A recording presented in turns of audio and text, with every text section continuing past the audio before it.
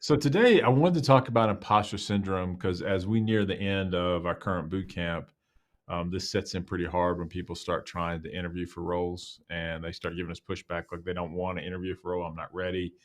And I think this filters down all the way into the learning where you just give up on learning because you feel like you're not an expert.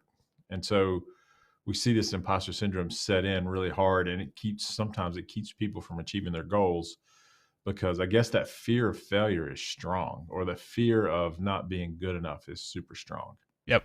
So we're going to talk Yeah. about this. We're going to give you kind of the dictionary definition of it. We're going to tell you a little bit Yeah. about it, and then we're going to talk about some of the signs you can see, and then we're going to put people into 5 different types of imposter syndrome, which allows you to be like, oh yeah, that's me, or that's me. You can kind of identify with it as we go through this. One thing we need to talk about first, and that is our sponsor, Coldest Water. Oh yeah. No, I saw you drink from yours already. Yeah, it's the coldest water. So Still cold. one thing I haven't tested with this yet, and I'm going to for next time. I promise for next Tuesday. I'm going to do warm in it too because it does hot as well. So I'm going to So I drink tea in the afternoon. Actually, I drink tea in the morning as well. But I generally drink water and tea throughout the day. I'll drink a coffee first thing, but then I'll drink tea. So I'm going to try tea in this next time and see. See if it keeps it warm. It's supposed to. Tea in it? Like 12 hours. So we'll see. So yes. Yeah, well, it's meant to have aluminum, so it's gonna work, man. Somebody asked us the other day, they're like, do those actually work? I'm like, yeah, they work. Like, yeah, they totally do. works. Like, it's not. Yeah, they do. So yes, so thank you for Coldest Water. We love the little branded cups. Yeah. Okay. So first things first, let's start out with, I think the best way to start out with this is talking about just the definition. And I loved this definition that I'd seen online, and we've shared this before, but it was super good. So what is imposter syndrome? Summing it up with the definition of feeling inadequate despite evident success. It's 5 words that really sums it up. And so and this holds so true. This is why imposter syndrome is really kind of linked to learning how to code or coders in general, is because you build a website, you actually built some stuff, look at the thing you built, and for some reason you'll say, I suck at this. I can't do this. I can never be a professional developer, even though you built some things. And so those are the crowd that we're really talking to. Now, if you can't build anything at all, it may not be imposter syndrome setting in. It may be true, but in general, if you're starting to build websites, we realize that your skill may not be where you want to be, but that doesn't mean you can't work as a dev or get into this industry. You absolutely can. You just got to overcome this for sure. Yep, and that's definitely one of the things that we'll talk about when we get down to the types. There's one type that really fits into. But yeah, it's basically just to sort of summarize it, is that you've succeeded, you have evidence that you've succeeded, it's screaming at you that you've done the right things, but you still feel like you've achieved nothing. Right, you self-assess that I haven't achieved anything yet. And it is a self-assessment. In our last 2 weeks, the boot camp, what we're going to do this week is we're doing interview prep. And then in the following weeks, we're looking at portfolio. So people can now look at from the top of the mountain backwards and go, hey, look at all this stuff you built. We've got to turn around and start convincing people that they can, they absolutely can do this for a living. Yep. And that's one of the actual techniques you can use too. And that's one of the things that I recommend. And Danny asked about this yesterday. He put a tweet out about this actually, because we're talking about imposter syndrome all the time. Like it's a common thing. And he actually was talking about it yesterday. And I think the one thing you can do is, if you look back, if you're a developer and you've been doing this for even a month, right? Look back at the first thing you wrote, and you're going to be like, "Wow, okay, I could do that again." That's very easy.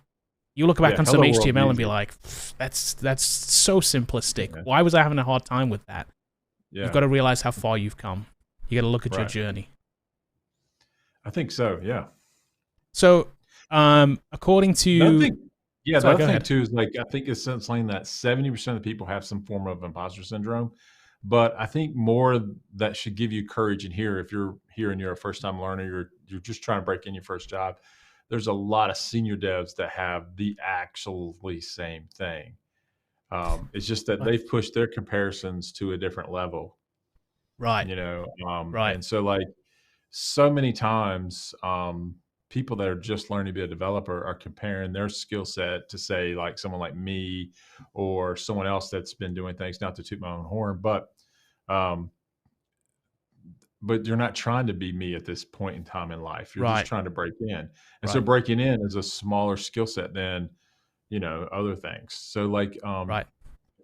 but seniors do the same thing. They just look forward and look up, Exactly. You're and just they say, I comparing can't up. reach there. Exactly. Yeah. So you have imposter syndrome over somebody like you looking at like Scott Hanselman, right? You mean like, Yes. wow, okay, like, wow, he knows what he's doing, or like, or Chris Sanity that came when we're talking about Blazer, and you're like, man, that guy knows what he's doing. Like, it's He knows what he's doing, man. He's definitely better than me. The other thing too, I can remember it setting in for me specifically when our first road events were in the very early days of Coder Foundry. We went to Battle of the Boot Camps, and it was like a show where I was on a panel, and with all the boot camps in the country, and we were in New York, and it was like the ones at the time, Dev Boot Camp and Thinkful, and like there's a lot of the big ones there. And I was on that panel, and then you're sitting in with all those CEOs that are running these other boot camps, and you think, man, we're just from Kernersville, North Carolina. We're at the tech capital of the world. But like that's what you're not thinking that at the time, and it's very intimidating, you know. And so like you have to just be confident in like the things you've achieved and things you've done. And you're like, man, we teach students. I mean, like we're just like these other people. Yep. So I would go one more and say that we're better. I'm gonna throw. Oh, I think we are. But like, you know, at the time, you know, we're just starting out, young startup. So like, and it can set in, but the thing is that you can't let it keep you from doing something. So I guess I'm different in a way that even though I would maybe been somewhat intimidated, it didn't stop me from getting up there. And it definitely didn't stop me from talking about what we do. Right. You know, and I can remember even with Hanselman, that was the moderator of it. One of the quotes that I said in there was like, if Google, because one of the thing was no one hires bootcamp grads. Yeah, I remember that. And people were talking about that. I don't know if you remember this. And then they were saying, you know, the guy from Google came out and said, hey, no one hires bootcamp grads. And I'm like, and I remember saying this specifically, well, if they won't hire you, don't work there. But like, there's 1,000 other companies up there. If you stay committed to your craft, you'll always have a job.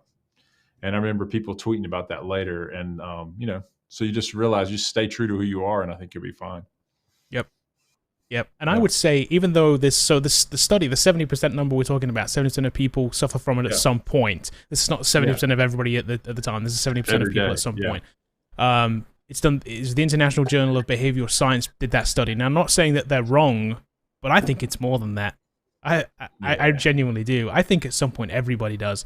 Can you imagine not suffering from it? Just like always believing that that what you're doing is right. I don't know what that kind of person is, but it's not me. Yeah. And like I said, it's not you, and it's not anybody I know. No. So I think part of it is maybe healthy, where you take self-assessments and looking at your own skill. It's the problem is when you go into saying I don't know anything or I'm worthless. That's where it transitions into being a negative. Right. You should always kind of look back and go, okay, am I doing the right things? Am I doing it right? You know, where are areas I can improve on? Those kind of things. Yep. So you touched on this real quick already, but you know, senior devs will constantly have imposter syndrome. Don't think that just because you're looking at, I guarantee you, the person you're looking up to also has imposter syndrome about what they're doing. They will, and they're just looking at the next person up the ladder.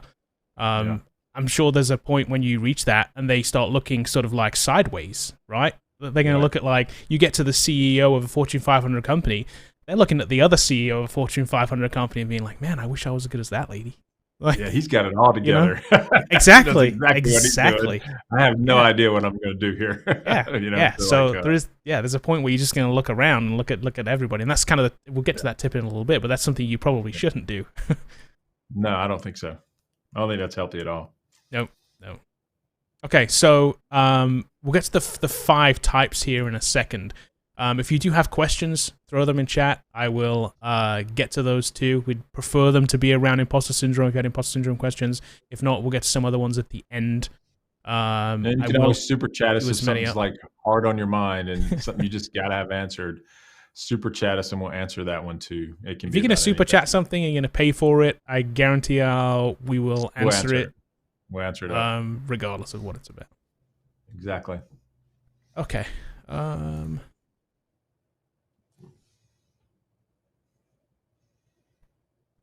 So all the these first things up. one, let's just go through the types real quick, Kevin. What do you think? Yeah. Yeah. Let's do that. Yeah. So the first one is, I think people suffer from being a perfectionist. Yeah.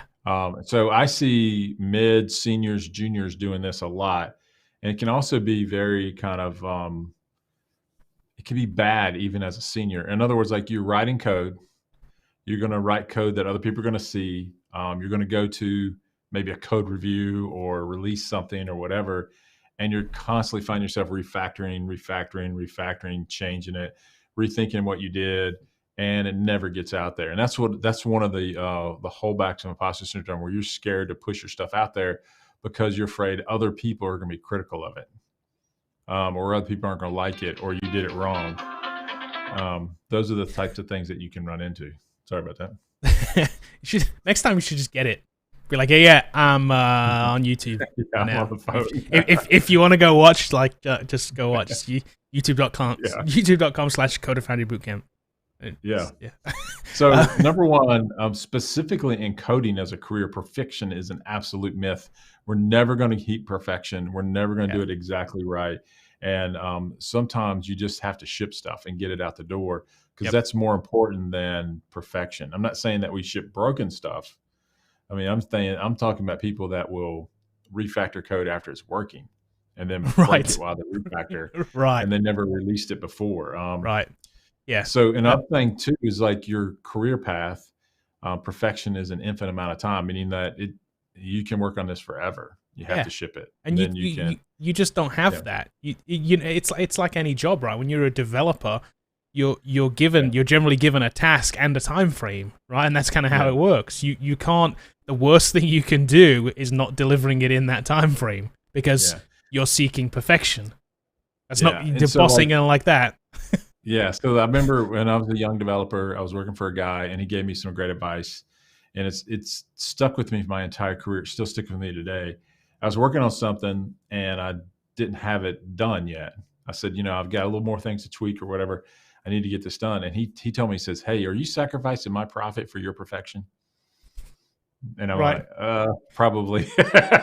You're so like, whoops. In other words, like, just get this out to the client. The client doesn't know about certain things.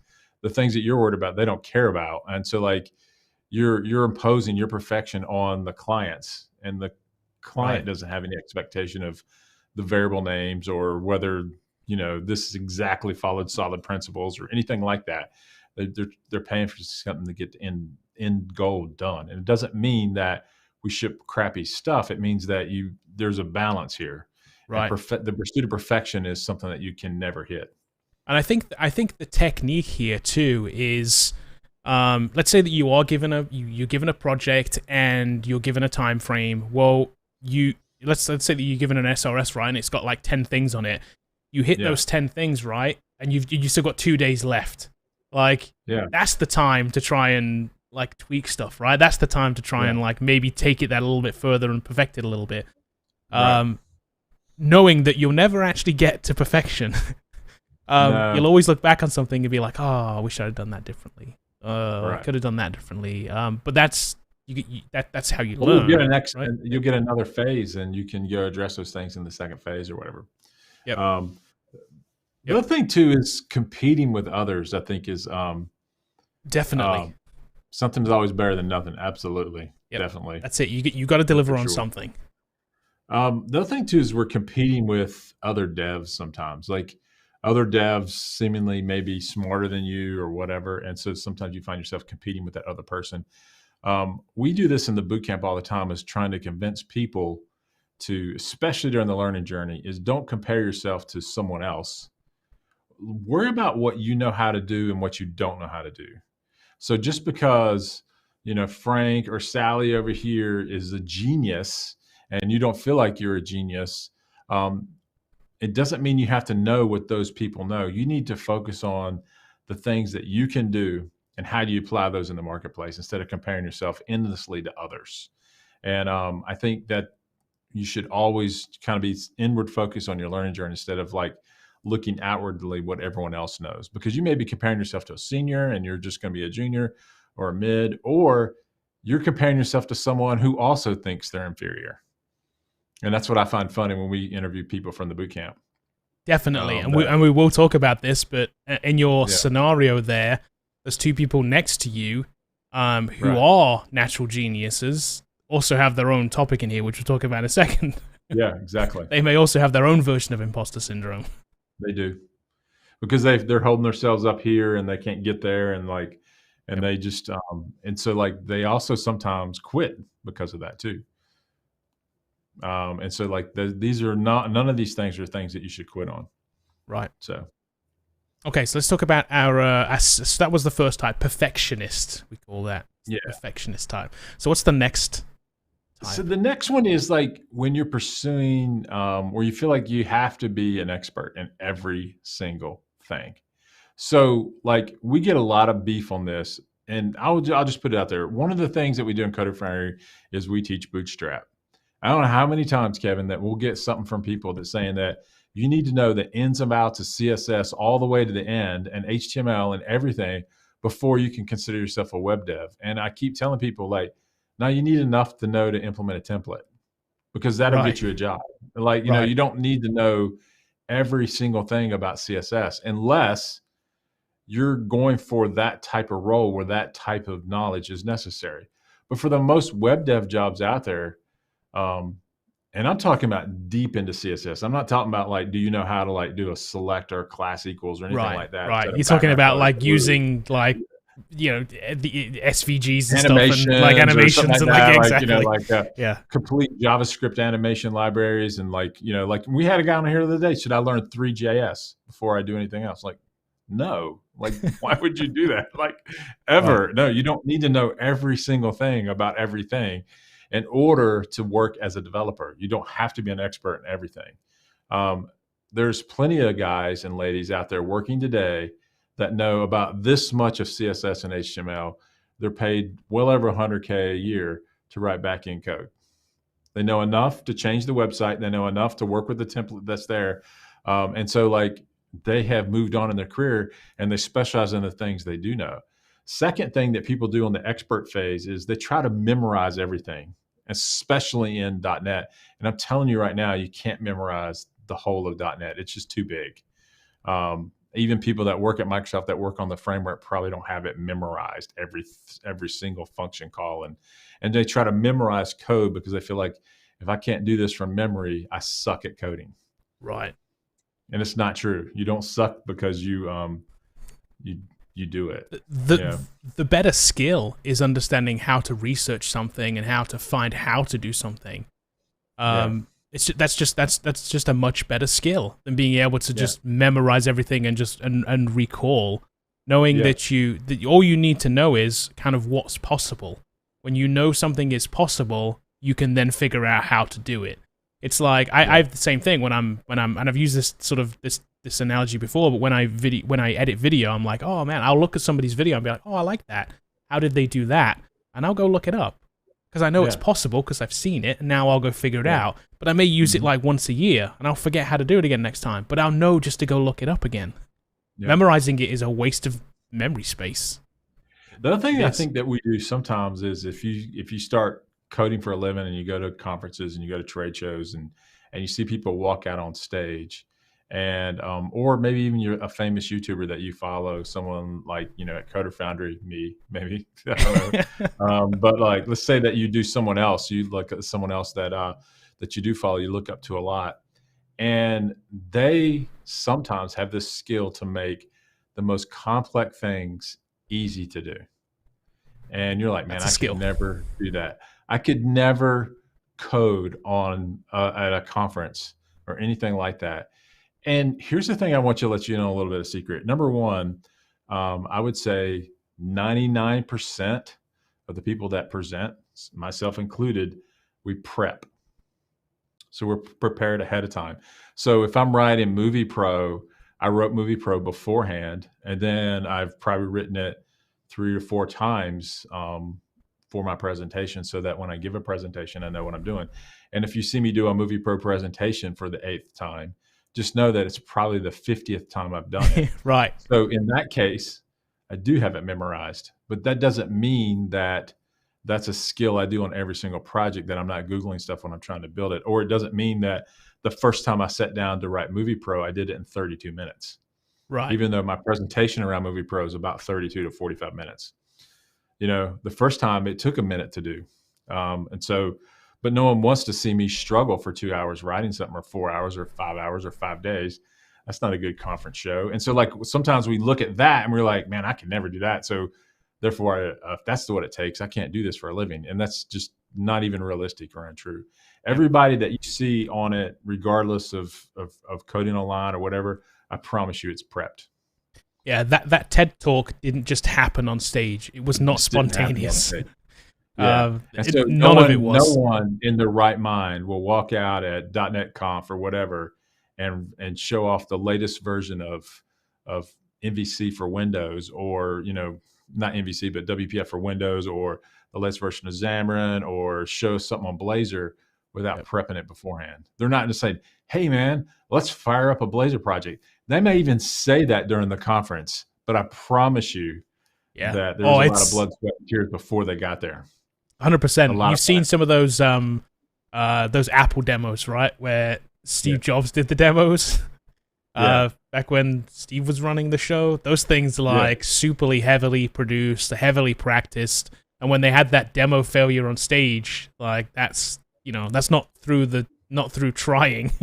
They practiced that a lot, but they were kind of they were cutting edge. And it's like it's the same thing whenever Tim Cook jumps on stage at Apple to do the thing, he's walked through that thing 50 times before that.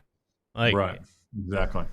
That's just how it is. And then finally here's how bad it can get sometimes. Like, we'll have people that will build all the projects in Coder Foundry. They'll build the bug tracker, they'll build the financial portal, they'll build the blog, they'll build the portfolio. Everything will look good, and they won't interview for a job because they're afraid to.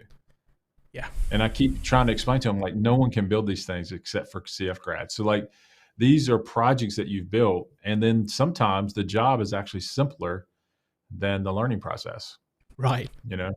Right. The thing that you've built at Coder Foundry at the boot camp during your learning process may be more complex than the thing you actually work on when you get a job. Exactly. So as you're learning, just realize you know more than you think, and take time to look backwards. In other words, when you're climbing the mountain of learning how to code, sometimes you have to stop, turn around, and just analyze, like, okay, remember when Hello World was hard? Now it's not.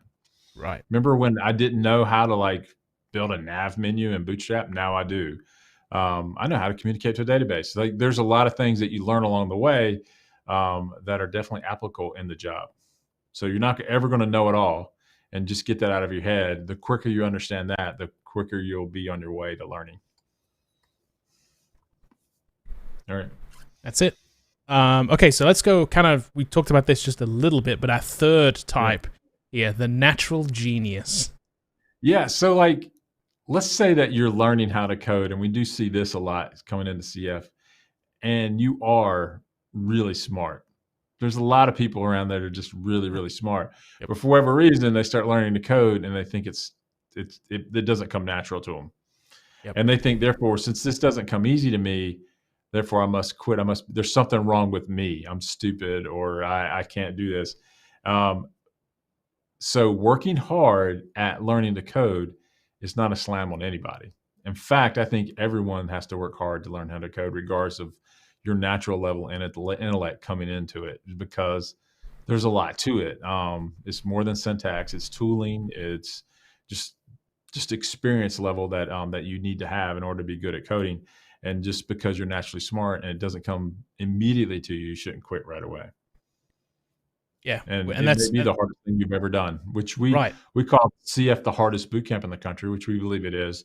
And we try to coach people through this all the time. People that score a 96 or 98 on our quiz, which we know is a rarity. And but a lot of times they'll drop because, hey, this is harder than I thought. Right.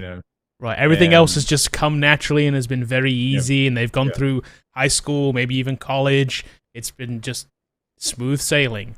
And that's the only comparable that they have, because everything else that they've ever learned has been easy. They've never learned anything that they couldn't quite grasp. So they have no sort of nothing to compare it to. They have no. And so I want to give all those learners out there right now a little bit of hope. If you're out there and you're not a natural genius, all right, and you're just not like Elon Musk or something like that, and you're having to work exceptionally hard at learning to code, that's okay. It's okay. Because it is hard to learn. And it doesn't mean you're not smart. It doesn't mean you're dumb. And it doesn't mean you can't learn it. It just takes time. I think in a boot camp setting, 3 months, you can get there. Without a boot camp setting, you're looking at a year of self-study because of the amount of time that you're going to put in on a weekly basis. Probably won't be as much as you would at a full-time boot camp. So. Now, I don't know exactly what he's referring to, but I'm going to put this up anyway. Hashim just says facts. Because facts. It's all facts. And hey, Hashim, I'm sure you're joining us on your lunch. So that's all cool. Right. Thanks. Yeah. Thanks, Hashim. Okay. So the other part about Natural Genius too is the self-assessing part of it as well. Like they will it's not that somebody will tell them that they're bad at it. You will literally just tell yourself that you're bad at it. Even if you're not. It might not be. Even though it's hard, you're probably still doing great. You're probably still on track. You may even be ahead of other people. You may be ahead of the guy next to you even, and you still have that same thing. The guy next to you is thinking like, "Man, this guy's a genius." This gal's a genius over here, like doing great, and they have their own version of the imposter syndrome, and they're doing this comparable thing, and this guy or gal over here is like, "Man, this is the most difficult thing I've ever done. This is clearly not cut out for me." Which is why comparing yourself. Why can't I get this? Why can't I understand this? I'm like, it takes time. Like I have to tell people over and over again, that you're here for a 12-week boot camp, not a 2-week boot camp. If we could teach you to code in 2 weeks, we would. But like it takes us a minimum of 12 weeks to learn how to do this. Like, so yeah, week 8, it still may be fuzzy. You're still trying to get to it, we still got hundreds of hours left to go. Don't self-assess and quit because this is really hard if you're a natural genius. And there you go. Paul said, natural talent might get you in the door, but hard work will keep you there. 100%. That's true, man. That's it. Because we're always learning. We're a lifelong learners. Us as developers are always learning something new. Yep. And just know that too, man. The framework you're working on this year may be gone next year. Things change. Right. Screens change. What we do changes. Where the information changes, and you just have to learn new skills constantly. All right, cool. Okay, so we've covered the perfectionist, the expert, the natural genius. A 4th out of 5 is the soloist. Yeah, and I think juniors fall into this more than seniors. Okay. So, like, I think they feel like, oh, I've got to do this on my own. Because if I go ask a question, they're going to think I'm an idiot. I'm going to get found out, and they don't know that I don't know how to, like, make a select list on an HTML page or something like that. And what you need to do is ask a question. Sitting there and not doing anything out of fear for 14 days gets you fired. Sitting there and asking a question that you perceive as dumb, and then you take that information and complete the solution will not get you fired. Typically, if you learn as you go, and so asking questions is a good thing. You don't need to do everything on your own. And if you're in a company that says you must perform solo, and everyone's in their own silo, and you can't answer questions, you're probably at a problem. Exactly. And I don't think most dev shops aren't like that. Most of them are like, most of us are trying to solve all of our stuff, and we typically walk around and bounce ideas off each other all the time. But the juniors, for whatever reason, are scared to ask questions because they don't want to look stupid. Right. Or they feel like they'll look stupid. I think somebody told the story once, and I can't remember who told the story. It may have been Danny, actually. We were talking about being on the job for the first time and being afraid to ask a question. He went and asked a senior, and the senior just Googled it right in front of him. Yeah, exactly. Because he didn't know the answer. Yeah. That's how it works. That's okay that's too. How it works. Which is that should be your roadmap too, by the way. That should be your technique for doing this. There is a fine line here. You don't want to be the guy that as soon as you run into a roadblock, you immediately go and run to the senior and ask them the answer. No. You got to at least Google it first, right? You got to try and solve it. You got to spend at least 5 or 10 minutes trying to figuring it out. Yeah, I agree with that. Yeah, definitely try to solve it. And if you run into a roadblock, go ask a question. Right. Right. Because Yeah. the first thing that person's going to ask you, and I've seen you do this, is like, did you look that up? Right.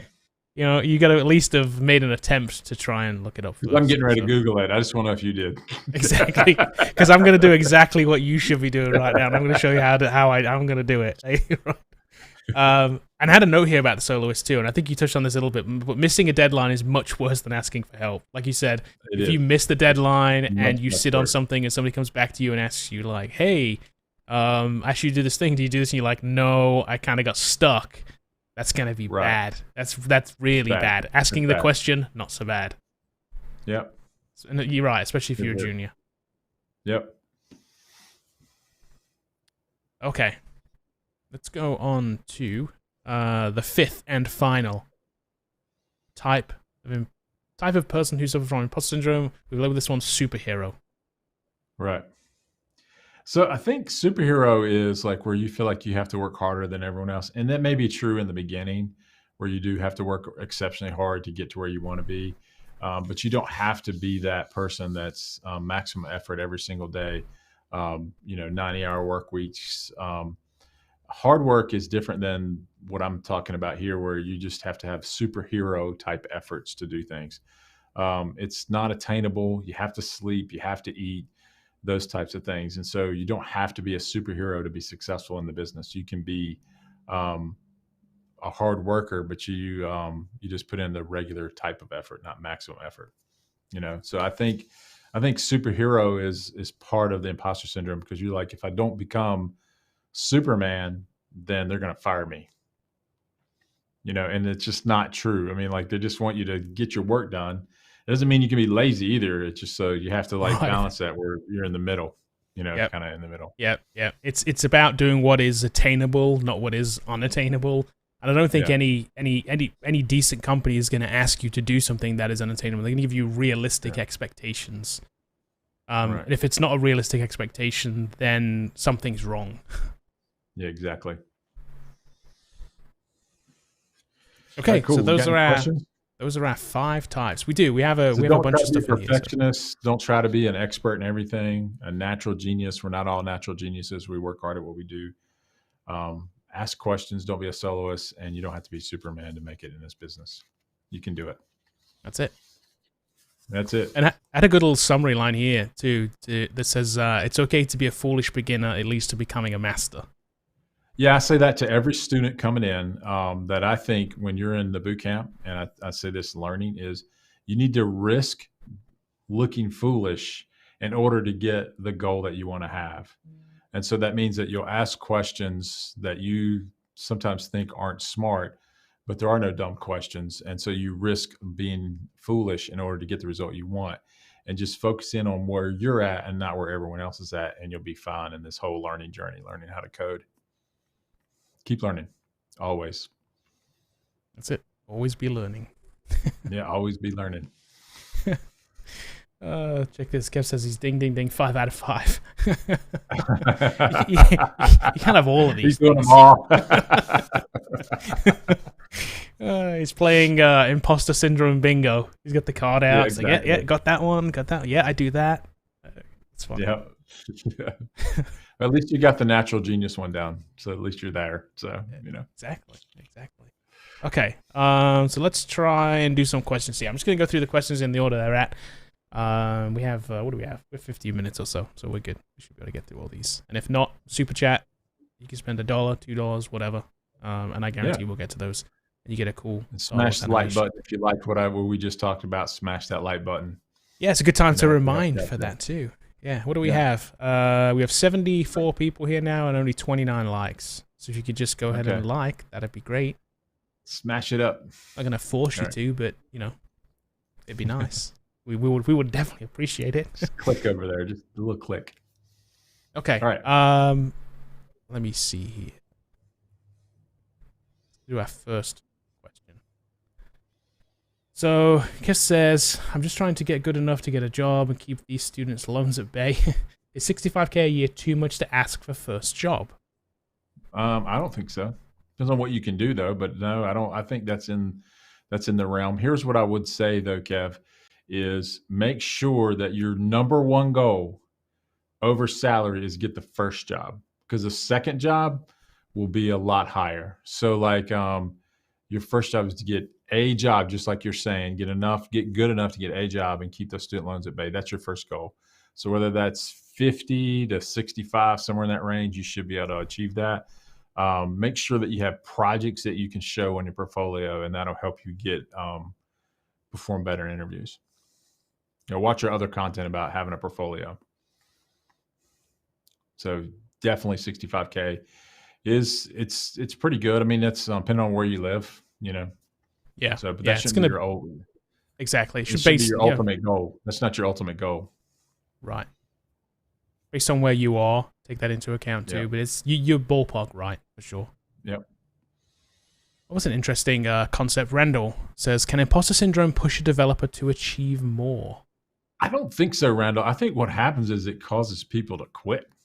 I don't think we ever succeed out of fear that we're going to be found out. But I think a better, more healthier notion is to know what you know and what you don't know. And don't criticize yourself on what you don't know. Just start learning those things. Be confident in what you do know. And so I think that's a more healthier self-assessment than I suck and they're going to find me out any day now and I need to go learn something else or do something else or whatever. I think you should always just be improving your skill set and get better and better as you go through life. And I think that's a more healthy way to be. Once you understand, I don't need to know everything, which I don't know everything, but I'm perfectly confident in what I can do. And I'm perfectly confident in one of the things I can learn if I don't know something. I'm not afraid to say I don't know how to do something. So, but I'll go learn it if I have to. Okay. All right, cool. I hope that helps, Randall. Nathaniel says the best way to concur imposter syndrome is to stop comparing yourself to others, comparing yourself to who you were yesterday, a week ago, a month ago, etc. I like that. Nathaniel. I think that's great. I think that I have some philosophies in life, but one of them is worry about you and not worry about what other people have that you don't have, and just focus on your skill set. Not that you want to be self-centered. I'm not saying that at all. What I'm saying is a lot of times we wished we had this person's life or this person's skills or this person's car or whatever that is, a very materialistic view on life, when you can like just focus inward and say, all right, this is what I have. I'm going to be content with what I have. Now I'm going to go out and make myself better. So like yesterday, I just know HTML. Today, I'm going to learn JavaScript. Now I know JavaScript, that's a month later. Now I'm going to learn a back-end coding language like C# or something like that and keep getting better. I think Nathaniel, you're spot on. There you go. It was the next one. Not really a question, but I had the fun side pick code for those other boot camps. Yeah. I imagine the battle of the boot camps being an interesting event. Is that the way they pitched it? I can't remember. That is the way they pitched it, isn't it? That's what they called it, but it wasn't really like that. It was just us up there answering questions. It wasn't whether we're better than the other ones that were there. Yeah. It wasn't really framed like that. It's just that when you get up there and you're among your peers for the first time, I mean, it can be extremely intimidating. So you just have to like be comfortable in your own skin and know kind of what you do and where you're at, that kind of thing. So, but I do think we're better than all the other boot camps. Now I'm probably, I go on the other side, so like, now you've been I wouldn't be around intimidated now because I've been doing it so long now. I know kind of where we fit in the marketplace and how we're better. But like, okay. But at that time, it was very intimidating. This is a boot camp question from, I believe it's Okafor, and I hope I got your name correctly. But he lives in Dublin, Ireland. Can I attend your boot camp? Is there some chance I can get a job in the US if I perform well?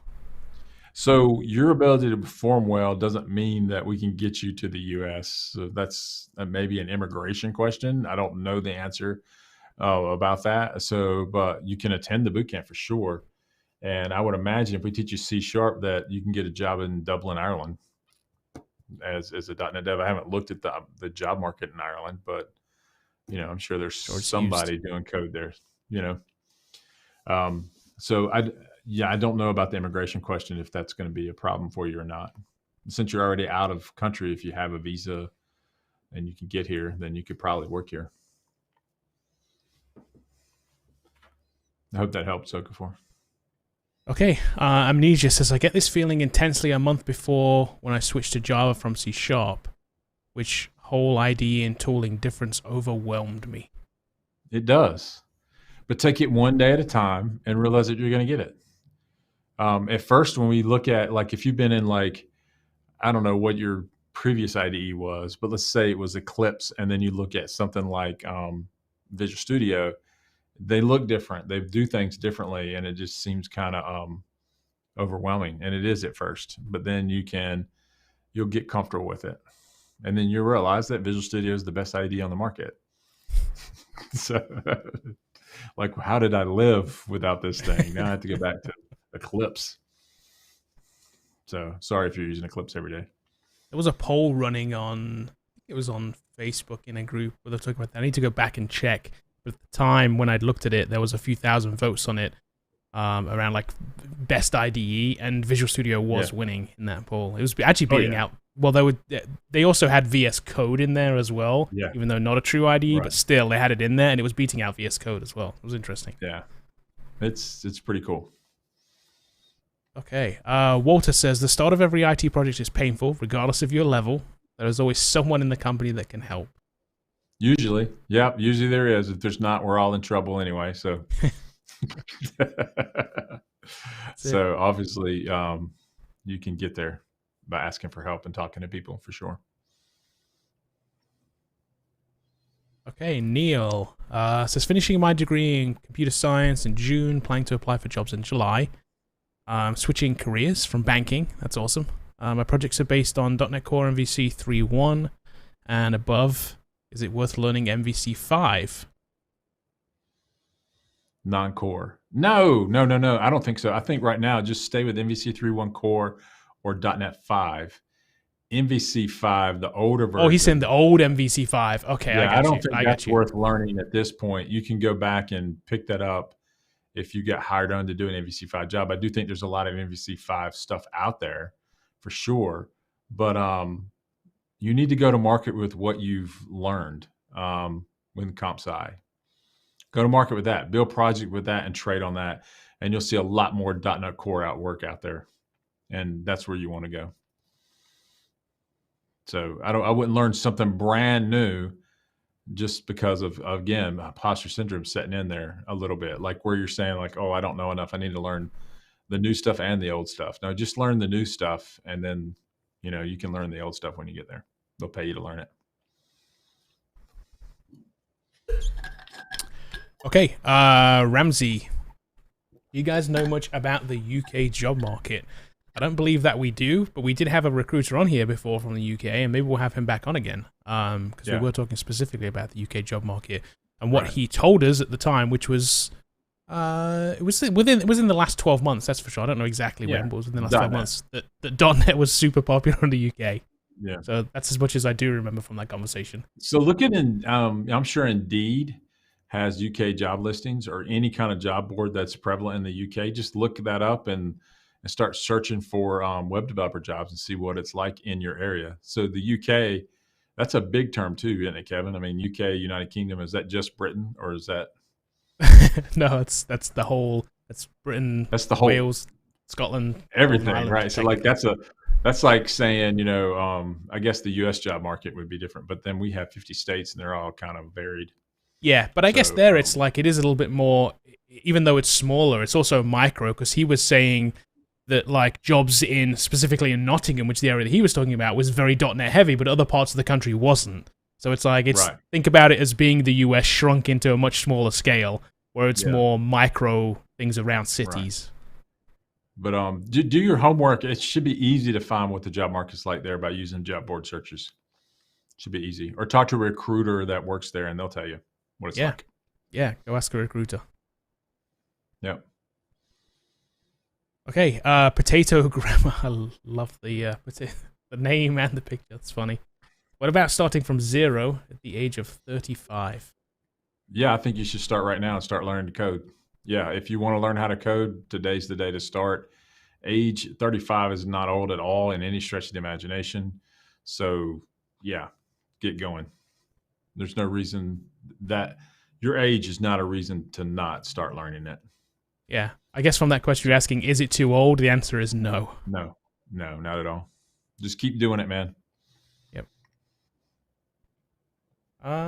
Okay. Oh, before we do our next thing, by the way, the water bottles. If you're interested in Yeah. buying one, you can. There's a link in the Yeah, description check us below. out on the bottom there. There's a 10% off too. Yeah, well, support the channel. They got a lot of cool stuff down there. Cold Yep. as water. And there's a giveaway too. You can go down there, click the little giveaway thing, and enter the. I'm not sure if we're allowed to enter. I don't know. I don't know. We'll try. Probably not. But they give away the big gallon one. It's kind of cool looking. The big gallon Yeah, one. Next. exactly.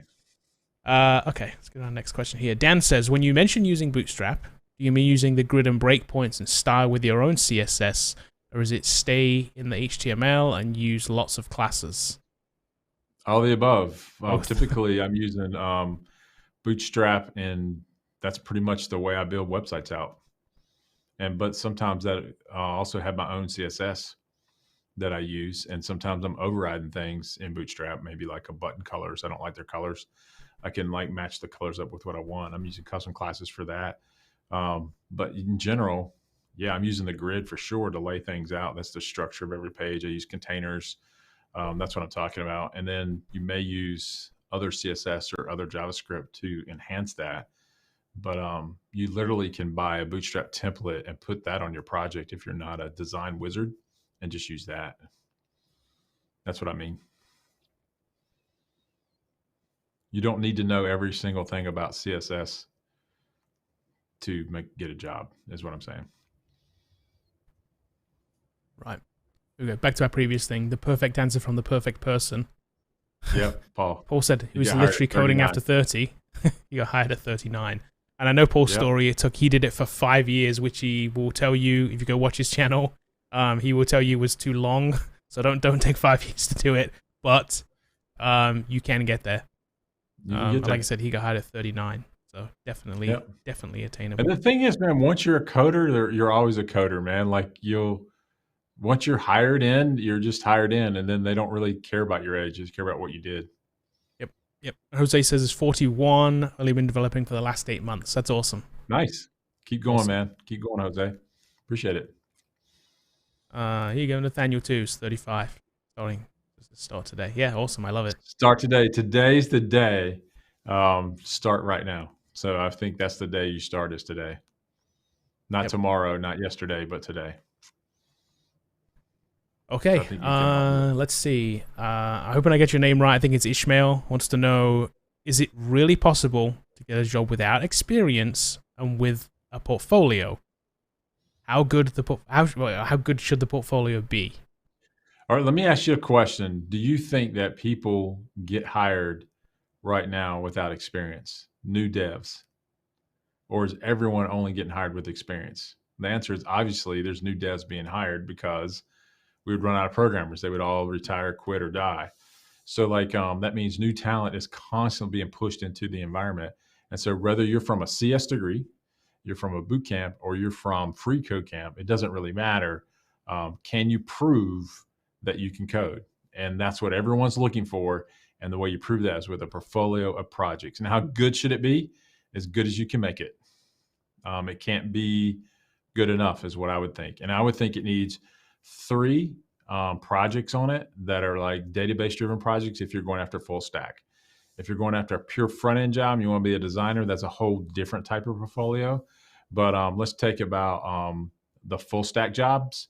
I think you build a bug tracker like we talk about. It hits a database, it implements security, it solves a business problem. That's your kind of framework for all your projects.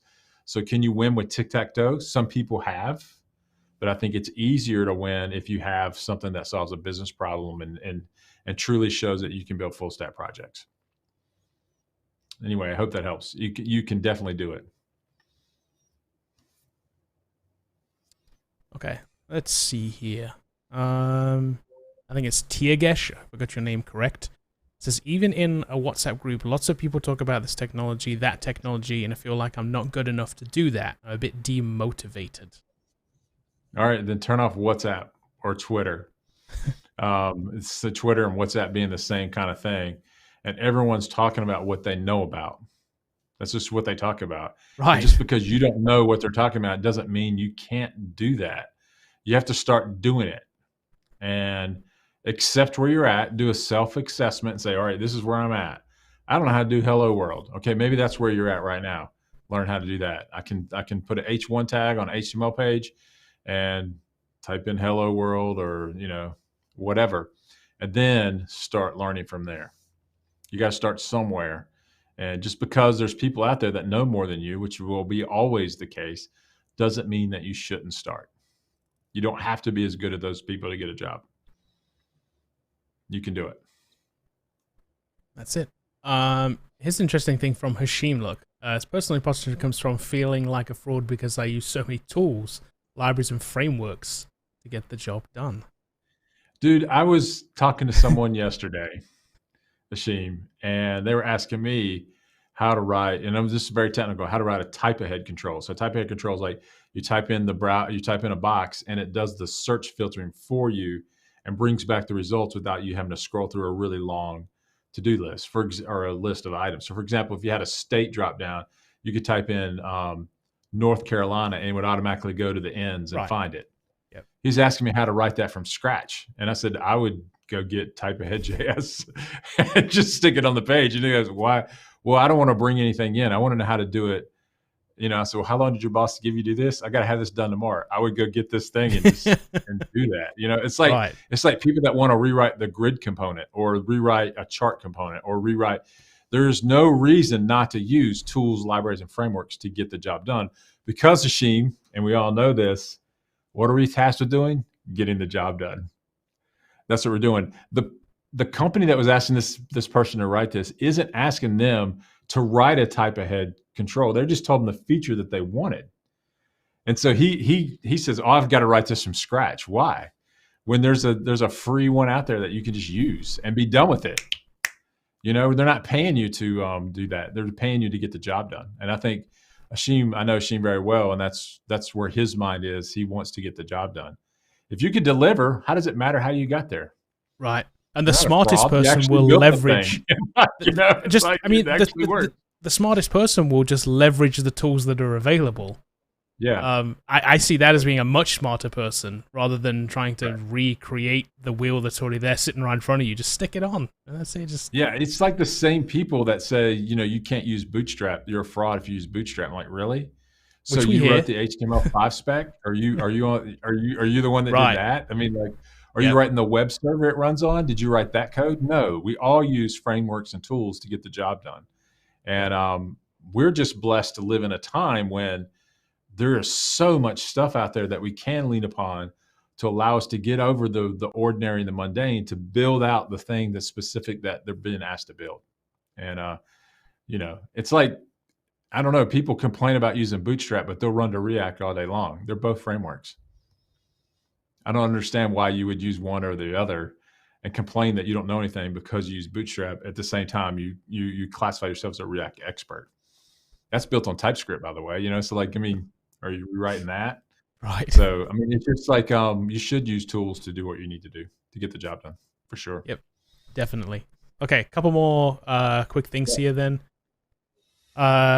Potato Grammar said, I feel bad I did not know coding before. I'm a girl and I never had an example of girls who code until very recently. That's interesting. This is a place where Twitter might actually help you too, because there are a bunch of great women developers on Twitter. Go check them out. There's definitely a bunch of people you can look up to there for sure. All right, but let's say you live in a male-dominated society. That doesn't mean you shouldn't do it either. You absolutely can do this. And just because you didn't have an example of a girl, look at a guy's example of how they code and learn from them, and then go put your mark on the world. So don't let that stop you from doing something because other people haven't done it. Coding, I believe this to my heart, and you can't convince me otherwise. It is truly the economic mobilizer of time, where it's truly one of the few careers that are solely based on your skill to be able to do it. regardless It's agnostic of your race, towards creed, everything color, else, isn't sex. it? Yeah. And people say that it has all these kind of like harsh overtones. I don't believe it, man. When you go look at a bank, and like most of the bank people from India here in the U.S. working there, you realize that it's very easy. They'll hire anyone that knows how to do this. The question is, can you do it? And that's the thing. You need to like go out and do it. If you're a girl right now and you want to learn how to code, I think you're at an advantage, because you'll be one of the few people that interview for these jobs. And people are trying to hire women more and more now, because they know that the more diverse views they have in a situation, they get different solutions. Exactly. The better the solution's going to be. Yep. We're all coding it up, but the ideas, the things that we come into, when you see it from a different point of view, you may get a different solution. And I think that you should be very encouraged of working in this industry. I think you can do it. Absolutely. And there's always going to be grumpy coder guy. Just know that he's out older there. and Just been around. don't listen to him. And don't take it personal. He's mean to everybody. Grumpy coder guy's mean to everyone. Yeah. Me included. He's mean at me. He's mean at, that's just who they are. Makes me Don't cry. let them also run you out of the business either. You should go for it. Okay, one last thing here then. Yeah. Princess says, how slow is too slow to get a project out when working for an employer? Depends on what the deadline is. Yeah, just communicate every single day with your employer, and just say, I'm working on this. If they've given you a week deadline, try to meet that week deadline. If you feel like on Wednesday you're not going to make it by Friday, go talk to them. Find out what your roadblocks are and see if they can unstick you, and then try to meet those deadlines. So it just depends on the project. All right, cool. That's it. Well, Kevin, it's taco time, man. So we got to go get some tacos. We do. Oh, look, somebody's asking me. Speaking about that, somebody's asking me about the glasses. I'm going to talk about these real quick too. Okay. They are, and yours are the same. We have, I don't have prescription lenses in mine. Bobby does in his. They're blue blocking glasses. So they are from Pixel Eyewear, and actually the link is down below in the description. So Q, thank you for asking. There's a coupon down there too. I think you get 10% off, 15%. 15% off, I think, with Pixel. It's 15% off. So like, there. great premium glasses. We both wear them. It's really great. Yeah. Even if they hadn't sent these, I would totally 100% recommend them. We don't recommend stuff we don't use and like. So we don't need to. So we companies that we like to work with, we work with. Otherwise, we don't. It's that simple. Okay, we'll be back on Tuesday. Tuesday, another we'll be one back. Of these. Do another topic and another set of Q&A, and you guys can come back and ask questions. And we're thinking about, we may switch our swag up here soon. So if you're interested in any of the existing swag that we have, grab it now, because we're probably going to change it out. Yeah. So look for new stuff coming up here soon, probably in the next week or so. All right. As always say, good luck, guys. Hope it helped. Keep coding. We'll see you Tuesday.